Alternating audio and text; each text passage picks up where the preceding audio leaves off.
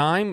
This is the Paul Harrell program. We got a great show for you. We've had some technical difficulties with the stream, but I think we're up and going now. We've got great news out of the state of Arkansas. The 8th Circuit Court of Appeals has decided to uphold an Arkansas law that bans the genital mutilation of children disguised as health care. I'm alongside my co-host, Rob Spencer. We got a lot to get to, and we're behind schedule. The Paul Harrell program finally starts now.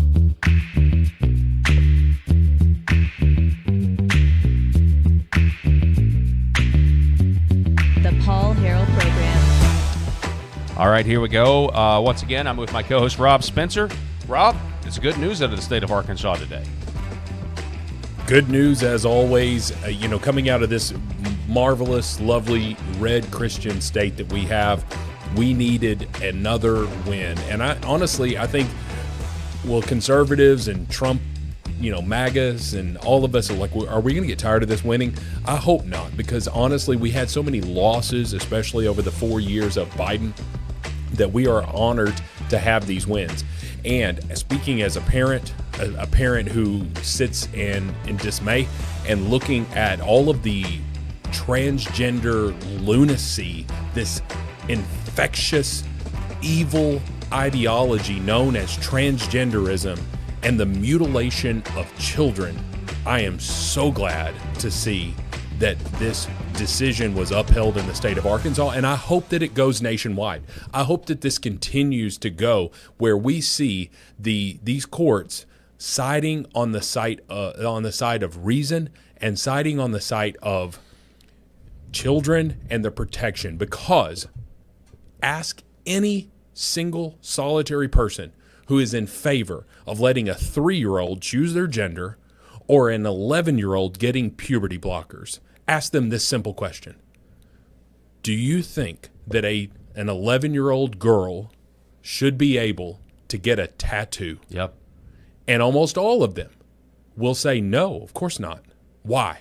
Well, that's a lifelong decision. What the hell do you think puberty blockers are? I know, and it's credible. And I would wonder if some of them would even, just for the sake of intellectual consistency, ask that question, now actually start to advocate for that. Like, oh, no, if they want to get a tattoo, let them get a tattoo. I mean, can you imagine all of the stupid decisions, the things that I thought I wanted when I was younger that, you grow out of? And that's the whole point of puberty, by the way. Puberty is an awkward stage for everybody. Awkward. But it's now, that awkwardness is now being exploited by people that, are trying to essentially brainwash kids, and the culture and the media clapping like seals. Yay, you're so brave, you're so brave. And they actually have this is all done under the guise of we care, but they actually do not care about the kids at all. Not in the least. The most ridiculous, this gender affirming care. It's a churched up way to say child mutilation. Yep. Because they're like, oh, 13-year-old girls were getting their breasts cut off. Yeah, they were.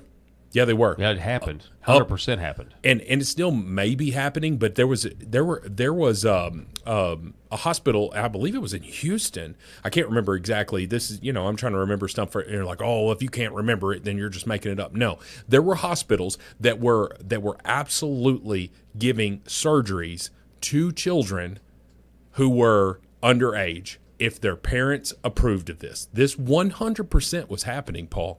And all of these people just say, oh, gosh, no, you wouldn't do that. How many of these individuals, they say is up as many as 87% of all transgenders detransition when in adulthood. And they regret some of their... and there's a whole like subreddit about the detransitioning of it and how people were lied to. And I will tell you this, I still can't get over the fact that there are doctors that are still on board with this. I mean, in all the travesties that you can point to in history about, well, how does this happen? We're witnessing that in real time. Like, how did they do that? Or how did Mao kill all those people or whatever? It's like we're living it, because there's going to be so many lawsuits. There are going to be so many lawsuits at the end of the day of these kids that, and I fully support legislation allowing that to happen, like making these doctors liable for what they did to these young kids, whether it's the surgery or the puberty blockers, because the puberty blockers are delaying puberty and you're not going to ever be the person that your DNA was programmed you to be if you delay that, and it's also really bad for your bone health. I'm going to tell you something. If you're a surgeon and you cut the breast off of a 14-year-old girl or the penis off of a 14-year-old boy, you can go to hell. I don't care what happens to you. I'm a Christian, and I know I probably shouldn't say that. I do not care what happens to your finances. I do not care what happens to you in your life, because you are the definition of evil. Yeah. You are the definition of someone who is so ideologically bound to this cult. It's a religion, man. It is a religious cult, and you are a piece of trash if you are cutting open a 14-year-old girl or boy who is confused and hates their body and believes that they're the opposite gender. If you are a 14-year-old boy, for example, and you are attracted to other boys, that is something that you're going to have to work out.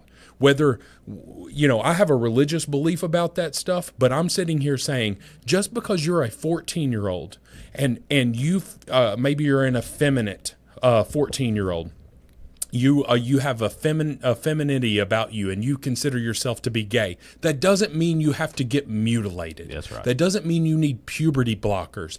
Because you can't go back and go back through puberty. You can't do it no more than you can go back to being a 12-month-old and learning to walk again. You can't. Okay? So these are permanent, life-altering decisions, and these bastards who are driven by money. When you listen to Matt Walsh talk about this. It is about the money. When you listen to all of these clinics that popped up that were driven by this money, you are mutilating children for money. Go to hell. Yeah, and on that, I mean, you can go to Nashville and look up Nashville and the trans. Yeah, hospital. one was in Nashville. That's right.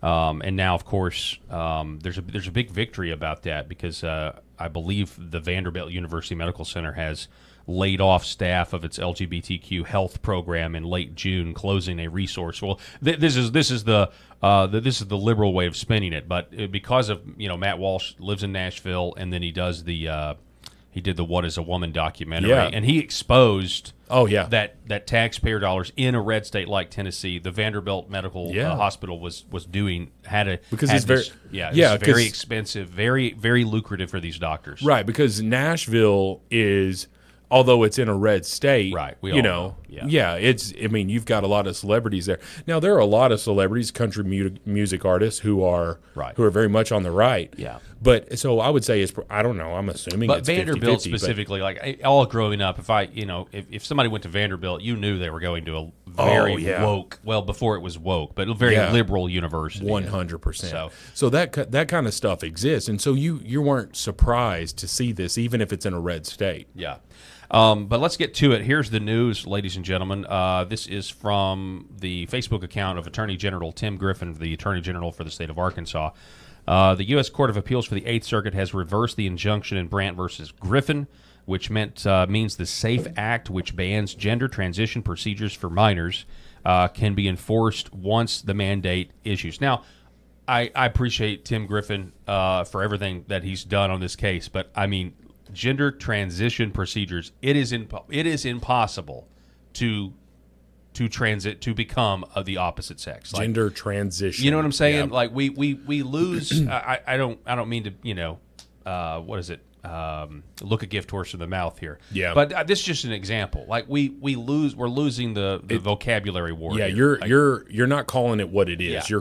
You're using their terms. Yeah, and anyway, it just is it's just a little pet peeve. But he says, I applaud the court's decision and am pleased that children in Arkansas will be protected from experimental procedures. Now he's exactly right. That's what this is. This is an experiment, and it's the mutilation of kids. That's what this is. This is the mutilation. Bless you. God bless you. Mutilation of children. So this link here is actually actually goes to the decision from the Eighth Circuit, and it's pretty long and lengthy, and I think there's even some dissenting opinions in here. So what I did was, if you need to see this again, your mic is muted, brother. You just go right ahead. So anyway, what I did was. I read it, and I think to me, this is what spoke the most to me about this particular decision from the Eighth Circuit. Let me see if I can't enlarge it. So the question is whether this nation's history and tradition, as well as its historical understanding of ordered liberty, support the right of a parent to obtain for his or her child, which, by the way, the his or the her is that's so regressive. His or her, come on. His or her child a medical treatment that, although the child desires it and a doctor approves, the state legislature deems inappropriate for minors. This court finds no such right in this nation's history and tradition.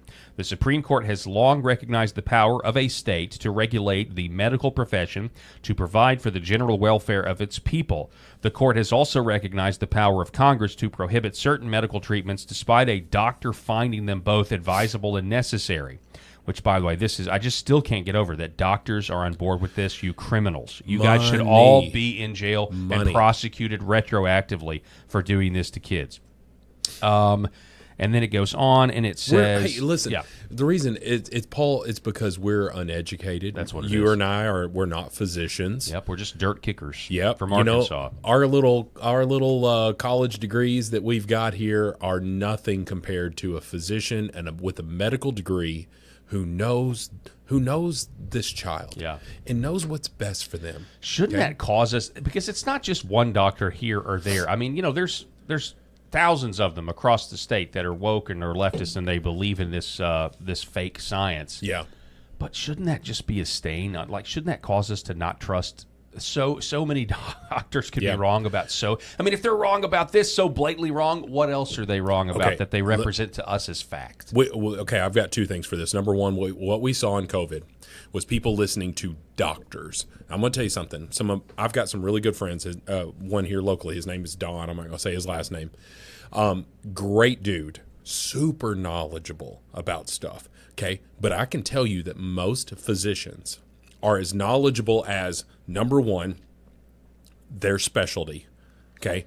Do not go to a cardiologist with a medical degree if you've got a skin rash, all right? Because that cardiologist is not going to be able to help you. They might have some general ideas or whatever, but you better go to a dermatologist because of that specialty. Yeah. Okay, so a lot of this stuff, in my opinion, is happening from general practitioners. They're doctor shopping. They're going to the one that's going to help them because they align with their ideology. Okay, so these physicians are as good as their specialty and what pharmaceutical rep just came through there looking like a smoke show. Okay, Hey folks, I'm gonna look right into the camera. When's the last time you saw an ugly pharmaceutical rep? 4. When's the last time you saw a 4? Okay, because a pharmaceutical rep who is a 4 is not going to be in business very long. But if she's got blonde hair and she's about a 9.2, looking in there, walking in there, smelling good, looking good. Buy my drugs. Hey, buy my drugs. That's right. Hey, we've got this new one. I'm not trying to demean pharmaceutical reps. I'm just trying to tell you the world that we live in. And if you want to deny it and you want to say it doesn't exist, get your head out of the sand because you're full of it. Okay. Here's the other thing. We saw that during COVID, where physicians were saying, "Oh, you've got to do this. It's a safe drug." You're not a scientist. There's a difference between a physician and a scientist. A scientist creates these vaccines. Now, they are in coordination with doctors, but a scientist is the one that is creating this. Who, and let's be honest, a lot of them are doctors. I'm not trying to say that, but I'm talking about a medical doctor versus a research scientist who is working on these vaccines. Okay, I will trust that, who is looking at data, versus someone who listened to that cute pharmaceutical rep who walked in the door. You raise an interesting point. But then even on the scientists, I mean, they're only as good as their next grant to whatever. That's true. And that's more for the independent research. But a lot of these scientists are, they're working for big pharma anyway. Well, it's suspect. What did we see when all of these? And I forget his name, but he was the co-inventor of the mRNA. Dr. Robert Malone. Malone, there you go. So, excuse me, I mean, he was banned from Twitter. Yeah.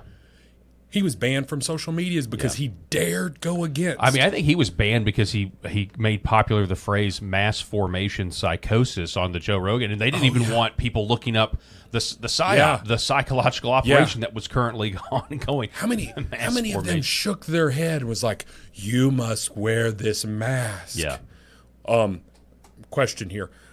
That mask came from a box, and on the side of the box it says does not protect against the COVID virus, okay, or the coronavirus. Do I need to still wear that mask? You must wear the mask. Right. That's what we happened. Okay, but I'm going to say this. I'm going to trust my doctor. We've coordinated with my doctor. My doctor knows my child. I'm going to trust the advice of my doctor. Do you know what doctors were saying in the 1950s about smoking? Yeah.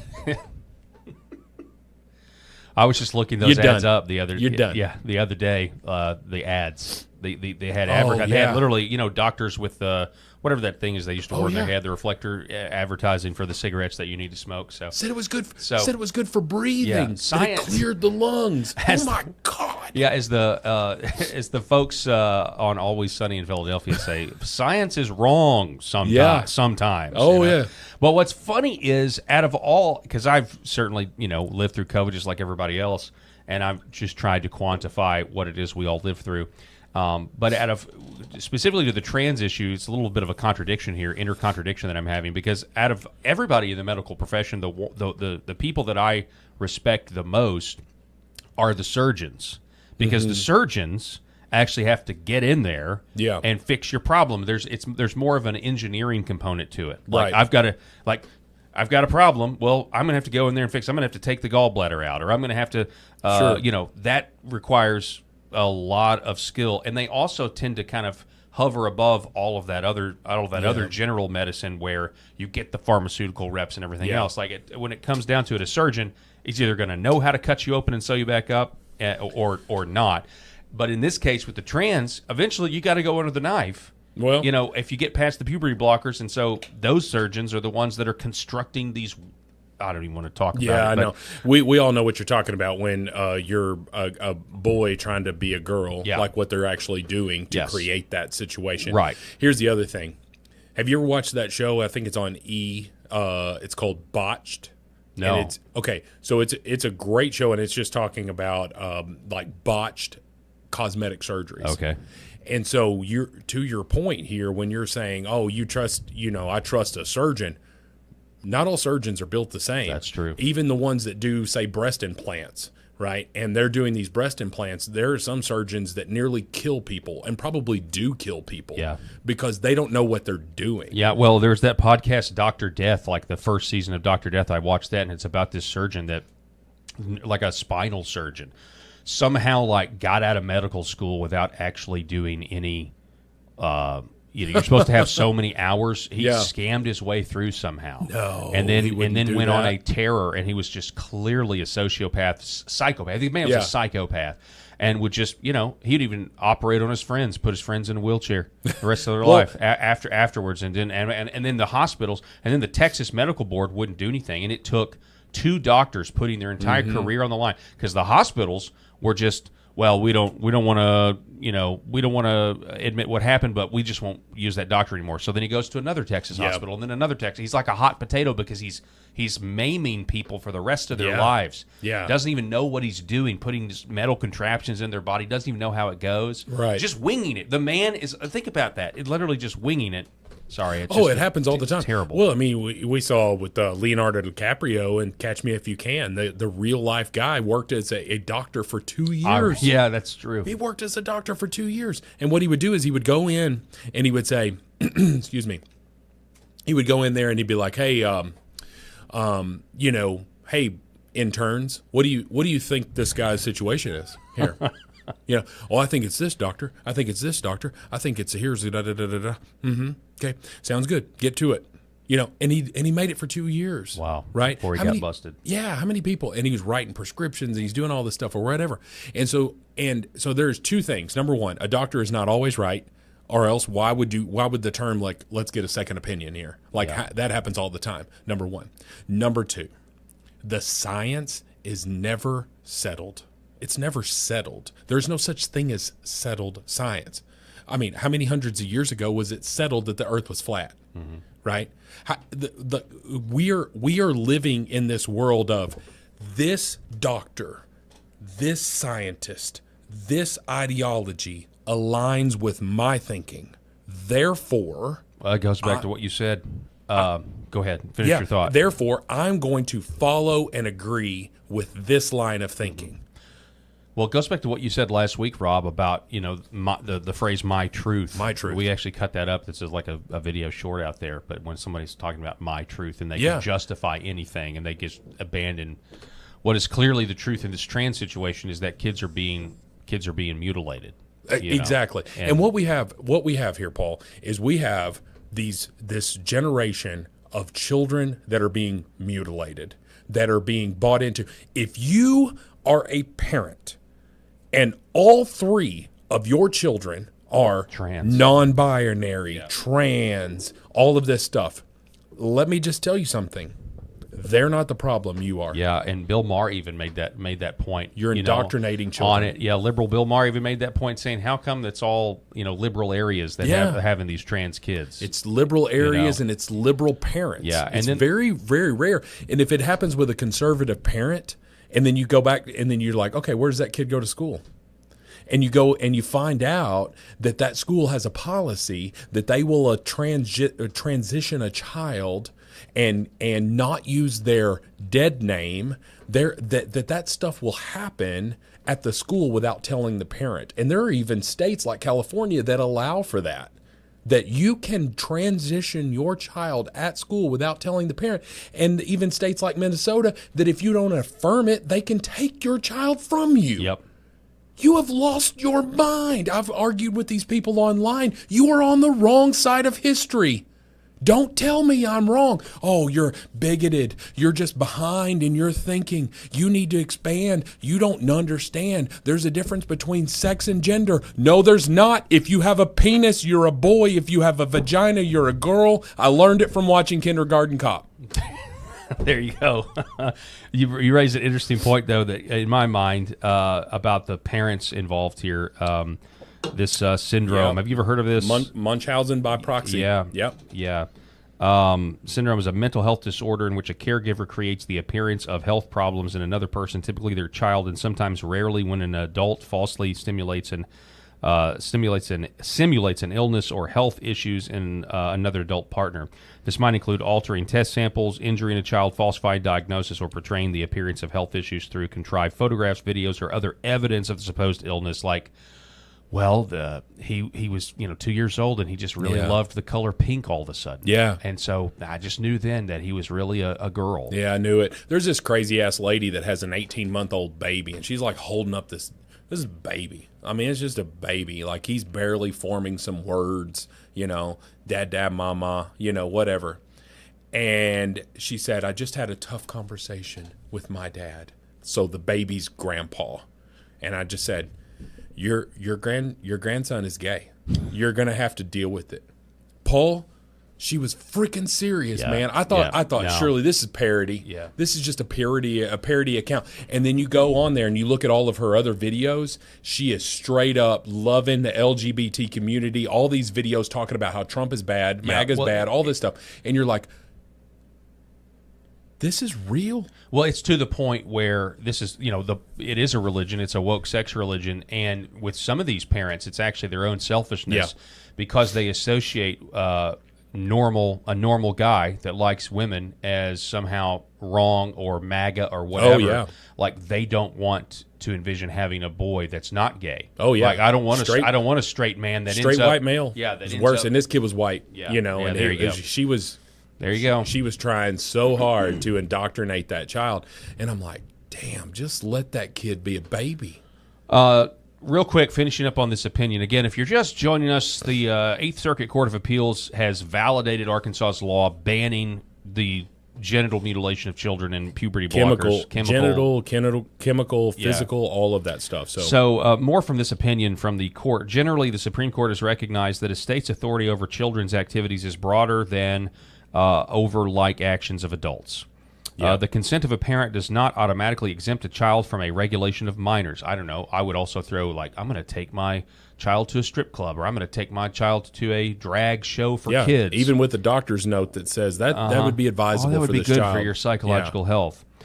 Given the two parallel currents in this nation's history and tradition, first, states can prohibit medical treatments for adults and children, and second, parents cannot automatically exempt their children from regulations. This court does not find a deeply rooted right of parents to exempt their child from regulations reasonably prohibiting gender transition procedures. Yeah. Have a party, folks. Yeah. How about this? No, if your doctor thinks that it's necessary and all of that stuff, then you should do that. Okay. What about a 16-year-old who's an anorexic person? They're suffering from anorexia nervosa, right? A medical condition. They're skin and bones, and they tell their parent that they need gastric bypass surgery. Okay. And the doctor says, you know what? I think this would affirm their stuff. And you're like, oh, that would never happen. That would never. You're chopping off the breasts of 12 and 13-year-old girls. Don't tell me this crap would never happen. Anything happen. We've become inventors of evil. I'm honestly to the point where I want a list of I would like a list of doctors who are okay with this, and their medical licenses need to be pulled. They should never be able to work at the again. very least, if they have a clinic, like parents of sanity, sane parents need to know that these doctors exist. That's exactly right. So that they don't go in there. And like when you're asking a parent to step out, and this crap happens right now, Paul, a 15-year-old girl goes into a doctor for a regular checkup or something like that, and they're asking the parents to step outside so that they can ask them, yes, are you non-binary? Right. Are you all this stuff? And you're like, well, yeah, it's because their parents may not be accepting of all their stuff. They're 15 years old. Yeah. They're not even legally allowed to drive a vehicle by themselves. And you mean to tell me that they can choose to have their penis cut off? Yeah. It's really an admission. I think they realize, I mean, getting the kids away from the parents to indoctrinate them is you'll never convince me that the political left doesn't realize they have a massive demographic problem in the future, and if they can't corrupt the minds of the young, then their movement is just not going to have enough people to be politically active. Like, that's where we're at right now. It's about affirmation. Yeah. If the many people as I can get to affirm my view on this stuff, and it's. You know, we're going to find all of this confirmation bias here as well, where we're like, hey, I'm just going to search, and my algorithm is going to be full of people who are, of like-minded with my thinking here. And it's just this sickening thing I saw on a Reddit post, and there were several people that just admitted that this was a real Reddit post, and she was talking about how, hey, my it was at this point, let's just say that was like a 12-year-old boy who told me that he was transgender when he was 6. He now doesn't want to take his puberty blockers anymore, okay?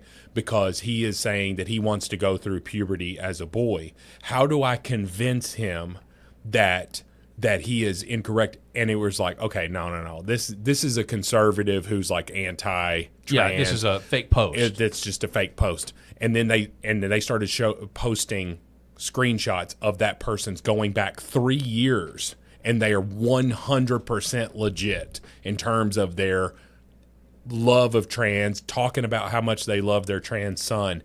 And then their trans son hits 12 years old. He's hitting puberty, and he's wanting to not take these puberty blockers anymore. Evil. I mean, if you think we're demonizing the trans movement, you would be exactly right. We are 100%. I hope that we've not minced any words. Yeah, I don't think we have. Those doctors, the politicians, the judges, and certainly the parents that are subjecting their children to this stuff and indoctrinating their children with this stuff. And they're like, oh, well, you're indoctrinating with the MAGA, And I'm like, I'm not sitting here having a conversation with my child about politics. Yeah. What they care about is spending time on their tablets. Yeah. You know? No, I mean, I'm fine with that. I'm fine with those rules. I'll, freely admit I'm indoctrinating my daughter to be a Christian and to believe in God and to read the Bible and submit to Him and His precepts. She's going to have a miserable life because of that, Paul. Right. Versus the worldly alternative, just insane. Good grief, man! Like those two things are like they're trying to even equate. I know. You're saying you're convinced your 3-year-old that they're actually a boy when they're a girl, and vice versa. And what these kids need, instead of I'm trapped in the wrong body, no, they need to actually know there is a God, and He created you, and He created you exactly the way you're supposed to be, and you should cling to that and love that. And instead, we're telling kids there's what happened to that? Like, you can be. I guess that's probably the wrong thing. You can be whatever you want to be, but it used to be, we want to affirm kids and make sure they know that there's nothing wrong with them. And now we're saying no. Actually, if it's the right tenet of the woke sex religion, then we'll tell a kid that there's something wrong with them. We'll affirm that there's something wrong with them. Paul, there's a lot of things that I can't be. I will not be a leading man with my bald head. Let's just be honest. They might write a play about Mr. Clean someday. Yeah. Maybe, but the Ryan Goslings of the world, like with his, this incredible hair and this chiseled chin and all of this stuff, like that's just not what I'm going to be. So, but I can be successful in life, and I can have a happy life, but I'm not going to change the fact that I'm a man. I mean, that's just right. That's the way God made me. He also took away my hair. Well, He gives and He takes away. He gives and takes away. And you've got this fantastic flowing lock of hair. I got a text the other day. Oh, man, this is so funny. If he's watching, I hope he's watching. I got a text the other day from a friend from high school that I haven't talked to in forever. And he said, hey, Paul. Actually, he called me Jethro because that's my middle name. And he said, how much product are you using in your hair and your beard? Why is your hair and your beard so black? You're 41 years old. Yeah. I texted him back a photo of first of all, the answer is no. There is no product. There is no dye. If the beard looks black, trust me, it's gray. Yeah, it's just not the camera. Close. The camera's just not picking it up. So I had to defend myself and be like, I'm not using any product, man. I said, how much hair do you have? I bet you don't have any hair. He said, no, I don't have much hair. I don't have much hair left. But anyway, to your point, I got accused of using product. Well, there's just certain things that I can't change. And, when I was in college as a theater major and I was auditioning for plays and stuff, like my height hurt me. And remember Bob Simpson there at the God rest his soul. He he told me, he's like, Dad, come at Rob. I don't know what to do with you. Like, it's hard to put you on stage because I made it look awkward. Yeah. When the female lead, if I'm trying to be the male lead, the female lead is 5'2". Yeah, and you're I'm 6'4", and I'm like huge. You could have played like Judd in Oklahoma. We're like the no. You could have played Judd. The awkward junior high dance down here. You know what I mean, or whatever. Yeah. But anyway, sorry. No, I had something else to say, but I totally forgot about it. You know what it is. You're really just made for film because maybe. You look at these tall guys like Henry Cavill. That guy's pretty tall, sure, right? Yeah. So I mean, there's a way around it. You just got to break into the film. That's what it is. Yeah. It's hard. It's hard to get film roles when you don't audition. Yeah, you also got to. Yeah, it is, and you got to. Unfortunately, we now know you'd have to become gay and sit on a Harvey Weinstein or the equivalent casting couch, and basically sell your soul in order to even get in a movie. And I would have to present as a leftist, even though secretly I'm conservative. That's right. So the ACLU, I know we're still on this topic, but just for clarification, the left, the ACLU, they're all about this case here in Arkansas. Yeah, they're pissed off. They're not happy. But listen to how they spin it. Little Rock, Arkansas, following the Supreme Court's ruling in U.S. versus Scrimeti, the Eighth Circuit Court of Appeals has rejected a challenge to an Arkansas law banning gender-affirming care for transgender youth. The law in Arkansas was the first statewide ban on gender-affirming care when it passed over a veto from Governor Asa Hutchinson in 2021. Yeah, we talked about that a few weeks ago. So first of all, they throw that in there because they want you to know, they want you to think that, a Republican vetoed it, so it was so it's an extreme law. No, in fact, the truth of the matter is Governor Asa Hutchinson was the extremist here. Yeah. He was the one that was completely out of touch. And he stupidly thought that he could run for president. After vetoing a bill like that. You vetoed sanity. Yeah. And there are no Republicans who, realistically, they're not. And Asa Hutchinson came out and said the only reason that he vetoed this when he was for those watching nationwide, like he is a he is a former Republican governor here, and he was center on some things, and he even went left on some things. 100%, yes. But he was, I've got some comments. I'll just reserve those. I'll say this, that it was overwhelmingly passed in the House and the Senate, and all of a sudden Asa Hutchinson gets a phone call from some concerned parents who were actively going through hormone therapy with their underage children. Okay, and he said that if this law went into place that they would have to stop therapy, and he was really concerned that, like in the middle thing. But I believe that there were even exceptions put in there. Well, that I don't know if you'd already started it. Or I have no idea, but there are exceptions for like if you're a man, and the decision even makes this distinction. I should have pulled that up too because I thought that was really good on the court.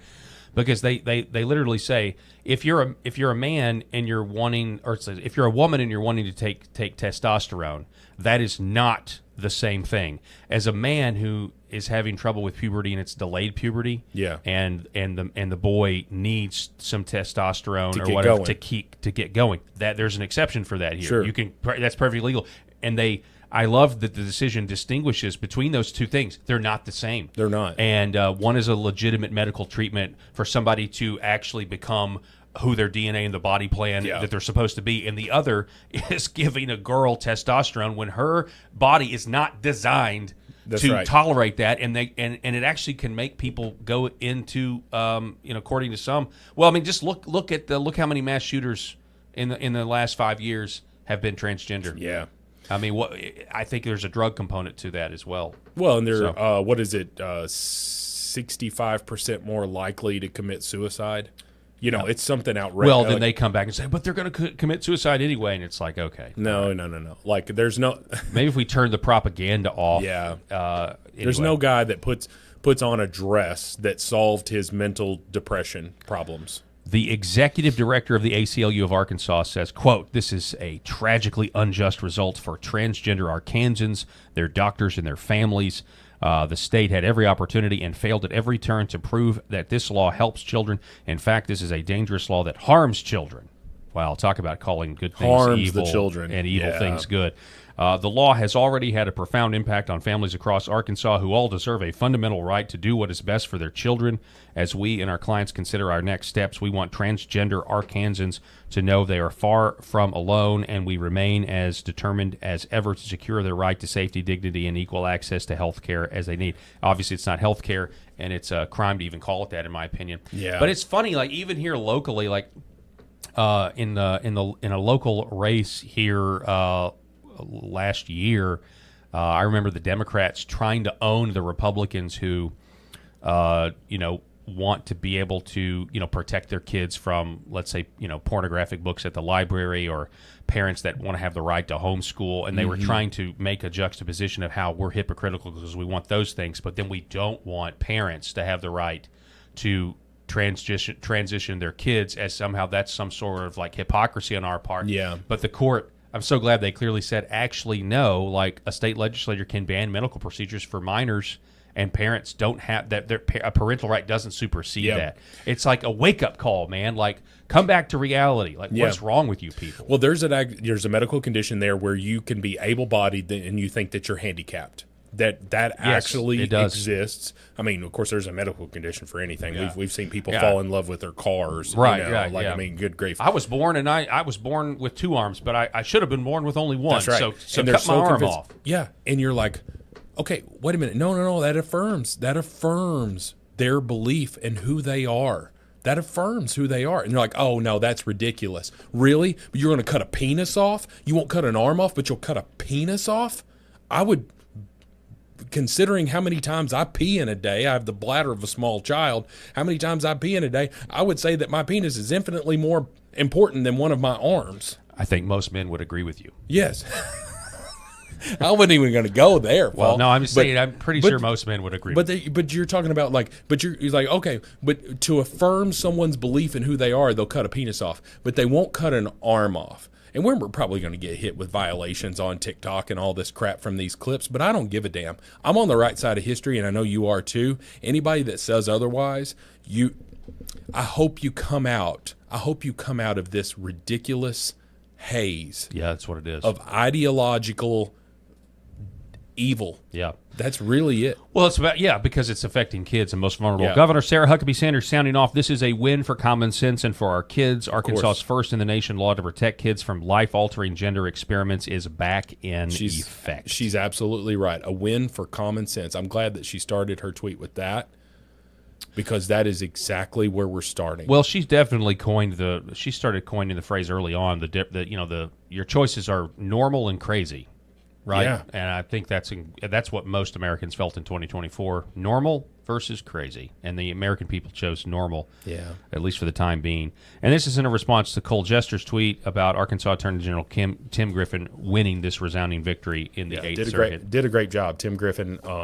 In his office arguing for this. Real quick, before we go any further, I just want to tell you about Red Vive Health and red light panels that can save your life. I think enhance your life. Certainly save you from things like unnecessary surgeries and everything else. Red light therapy is, first of all, it's naturally emitted by the sun. And these panels just put it in targeted doses. And the targeted doses do things like increase skin collagen, do things like penetrate deep into your body, the two different wavelengths. Penetrating to your organs, to your muscles, to your fat, your subcutaneous fat. There's even research showing that it'll burn fat. It does so many things, and I want you to do your own research and find out for yourself. But to do that, you need to go to redvivehealth.org. That's redvivehealth.org, redvive, V-I-V-E, health.org. Or you can call 866-726-8483. That's 866-726-8483. And mention my name, Paul. Get 15% off. And if you are a veteran or you have a veteran in your immediate household, mention that when you call them, and they'll give you an extra 5% off for a total of 20% off these clinical strength red light panels that you need to have in your house. redvivehealth.org/Paul, lighting your path to wellness. We really appreciate your support there because it also helps keep this program on the air. Well, and we've got a couple of videos going viral right now on TikTok. We hope that you'll find us at Paul Harrell. Is it Paul Harrell 0? Is that what the TikTok handle is? I don't know. If you search for Paul Harrell program, it should come up. Yeah, that, and then of course... I didn't get to pick that name. I wonder if we can change it to something a little bit easier. We're still learning all this stuff. Guys, this show is less than 2 months old, and so this is a revitalization of Paul's old show, Paul Harrell program, that was statewide. And it was on the radio and all of that stuff. And so we're just kind of bringing this back here. We're just trying to grow the show, and we want to hopefully get our message out there, because any times that we're spreading, going back to Sarah Huckabee Sanders, common sense. Let's spread some common sense with this stuff and continue, because we're going to go into an election year next year, and common sense needs to run amok across this United States. It does. So Texas did it, folks. They figured out a way to do it. They had enough Democrats for a quorum. Speaking of common sense. Yeah, that's exactly right. And the state of Texas has now eliminated 5 Democrat blue House seats, including my favorite, my gal. Oh man, I'm going to be in mourning for the next 24 hours about Jasmine Crockett. We've lost her. We've lost it. And honestly, she's not going to go away, though. She's not going to go away. She's not going to. She won't go quietly into the night. And here's the other thing here.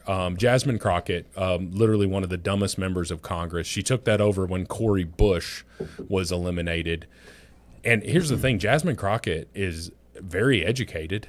And she went to Rhodes over in Memphis. Yeah, she's extremely educated. She's just stupid. Like, don't mistake education with intelligence. Yeah. Really. Don't mistake that, because there are tons of educated people who are stupid. Let's just call it what it is. Jasmine Crockett just wants to make money.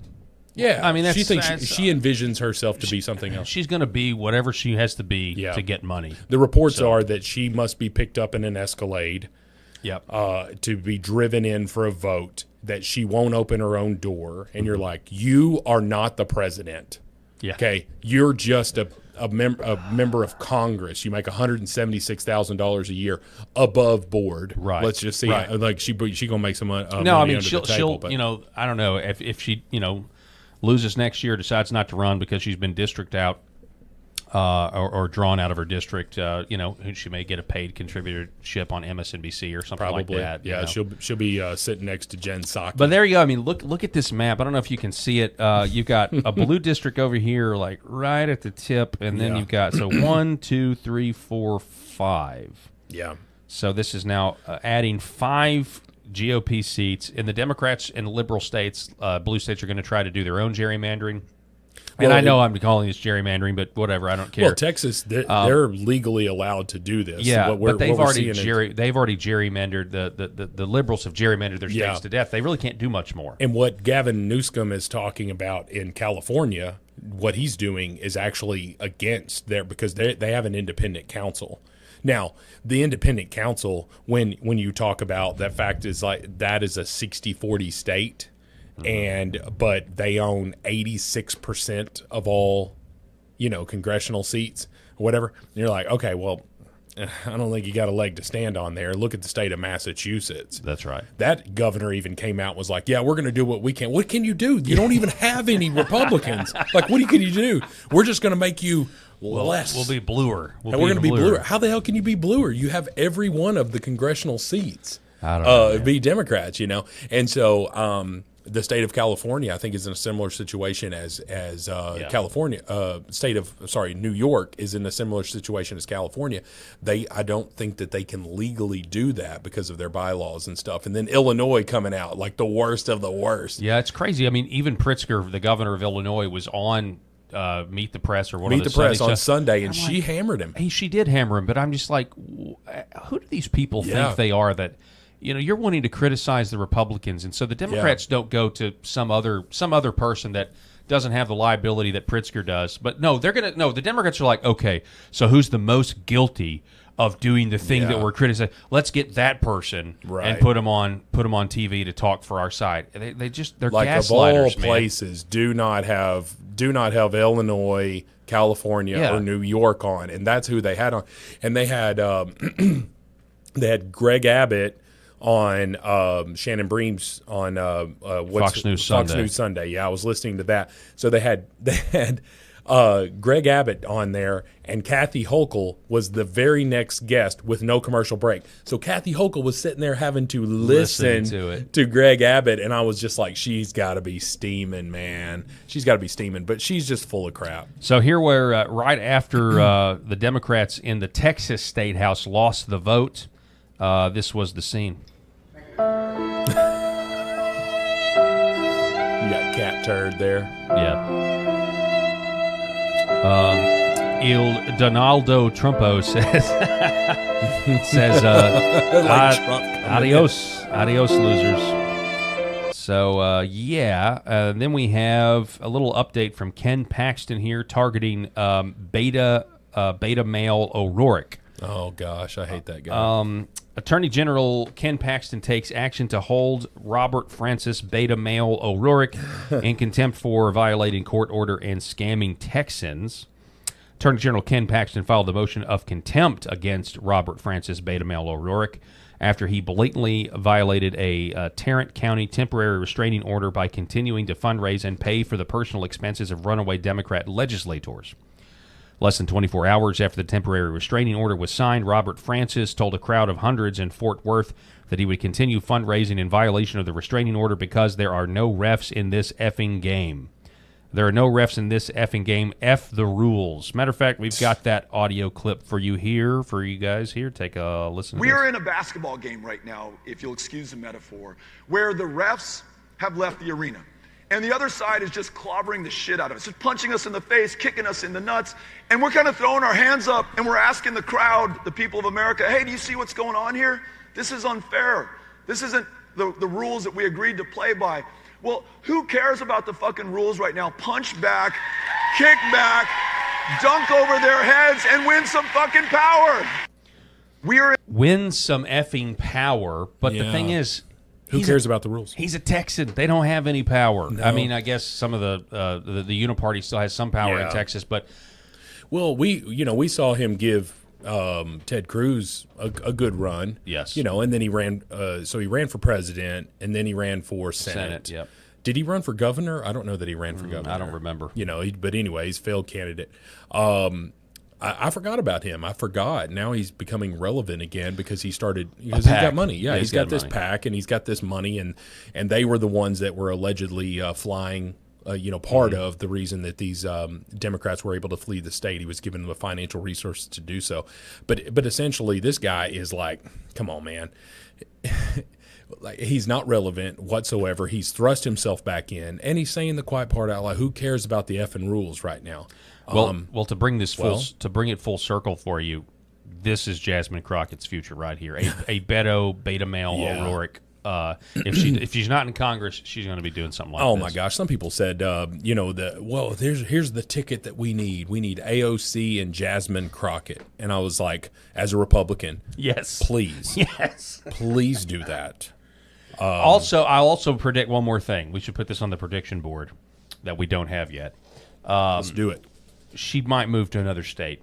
She might move to a blue state and run there. Because at the same time, what you were saying about education doesn't necessarily mean IQ. Yeah, there's a lot of people in the Democrat Party that may just not want her at all, and so she may be so addicted to power that she moves and runs for Congress in some other state. I could see that happening. She'll be hired. Okay, she has value. She has value to a super PAC who is pushing. Good grief, they're saying Bernie Sanders is going to run again.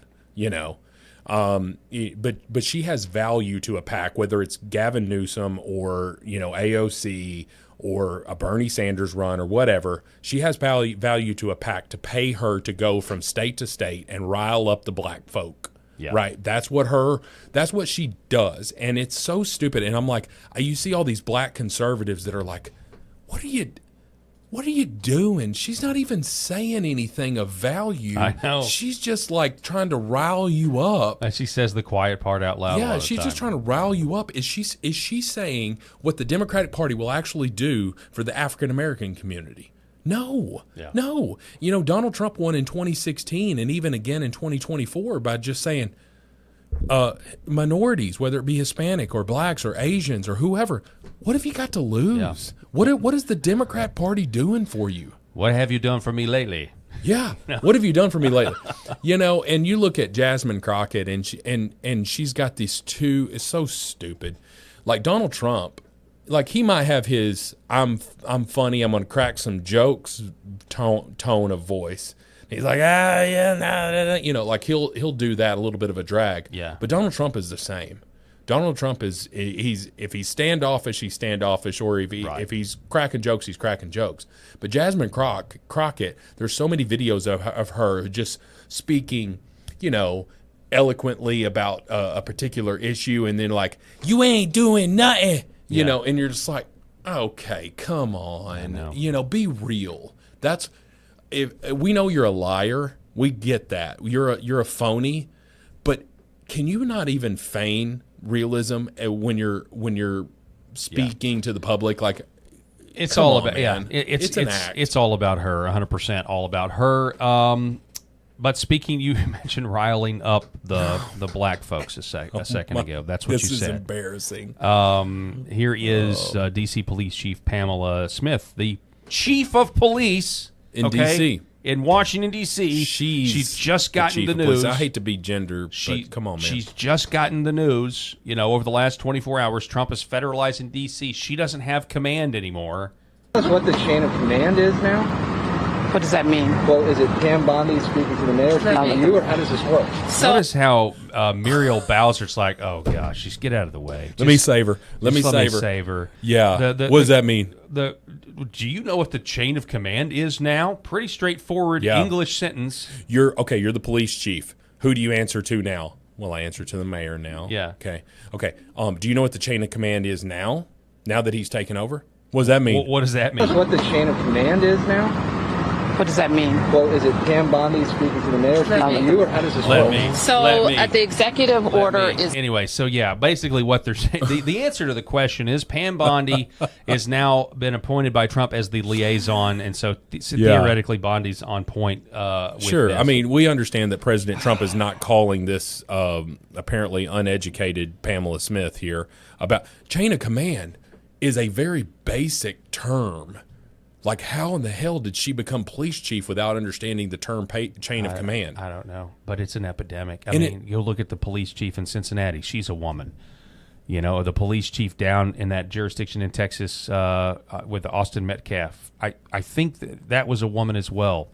There's just a lot of people noticing that this is getting ridiculous. It is. It's just getting out of hand, and you start looking at the police chief, the fire chief, the mayor of all of these things, and you're just like, what is the common theme here? You know, DEI. It is DEI, and you contrast that with like, just what do you want as like? Don't you want to have an effective communicator if you're a chief of police, but not just communicator, but somebody that is intimidating to criminals, not some female feminist coded.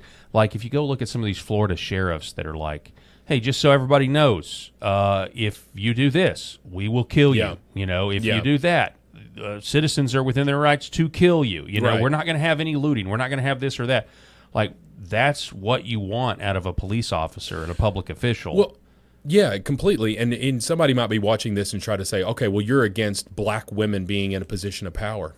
No, the Cincinnati lady's white. So yeah. Well, but I'm just talking about like the lieutenant governor of Virginia, or Winsome Sears. Yeah, Winsome Sears. Yeah, she's not born in the United States, which would be incredible because I'm like, you want to talk about a first female president? I'd vote for that woman.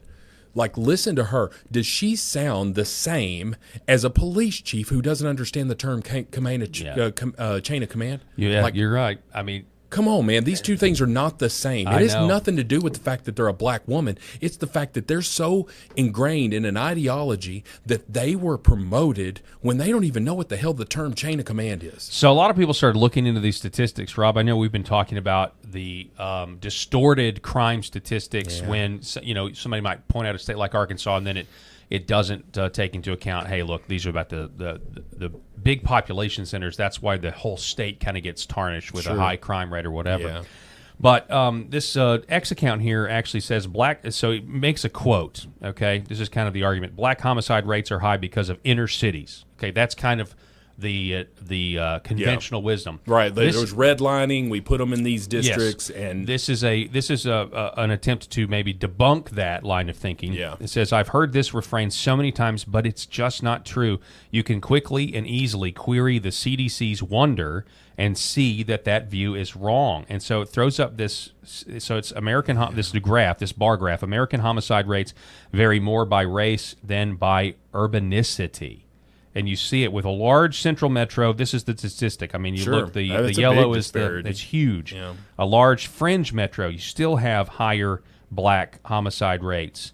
And then you look at the medium metro, it's even higher than the large fringe metro. Right. The medium metro, small metro, that's where you're kind of getting into more of like a suburb. Yeah. You know, even though it says look, metro. I mean, it's I mean, the black demographic, it's on top, whether you're in a large central metro or a non-core non-metro or a micropolitan non-metro. We can say what all we want to, but it just is what it is. Statistically, man. Like stats don't, care about your feelings. That's right. Some people say facts don't care about your feelings, but stats sure don't care about your feelings.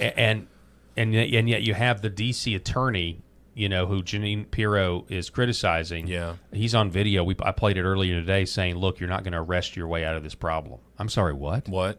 That's exactly what you're going to do. It's the only way. You're going to rehabilitate you're going to pull these 17-year-old thugs that are running around in these little bicycle gangs that they've got in these cities, and they're rolling through. They're going to pull them and it's just like, "Hey guys, I'm not going to arrest you here, but I'm just going to counsel you." Is that what you're going to do? It's all, no. You're going to put them in jail, and the cold hard steel is going to clamp behind them there, and they're going to sit there and have to have a conversation with themselves and say, "What decisions did I make? To put me in this position?" Exactly. You're so far beyond rehabilitation. From a natural fallen world standpoint, you don't have to teach a child how to steal.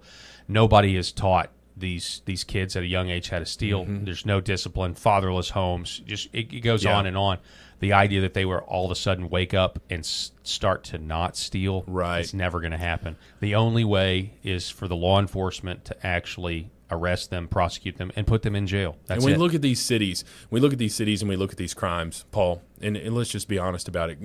Senator Chris Murphy from the state of Connecticut is kind of going semi-viral right now when he was talking about, he's like, and he's talking about Washington, D.C.